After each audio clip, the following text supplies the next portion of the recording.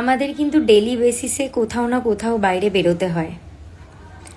আপনি কি জানেন যে আমাদের সাথে অনেক নেগেটিভ এনার্জি আমরা কিন্তু বাড়িতে বয়ে আনি, সেটা আমরা বুঝতে পারি না। আমরা কখন বুঝতে পারি জানেন? যখন আপনি ভাববেন আপনার খুব শরীরটা অসুস্থ লাগছে, মাথা ভার হয়ে যাচ্ছে, কিছু ভালো লাগছে না, নেগেটিভ চিন্তা আসছে অনেক বেশি, তখন বুঝে যাবেন আপনি বাইরে থেকে যখন বাড়ি ফিরলেন নেগেটিভ এনার্জিটাকে সাথে নিয়ে ফিরলেন। তো এই জিনিসটাকে রুখতে কি করতে হবে? এটা খুব ভালো একটা রেমেডি, অবশ্যই শেয়ার করে রাখবেন এবং সেভ করে রাখবেন। কি করবেন? আপনাদের পার্সের মধ্যে একটা এলাচ, লবঙ্গ এবং দারচিনির একটু টুকরো রেখে দেবেন।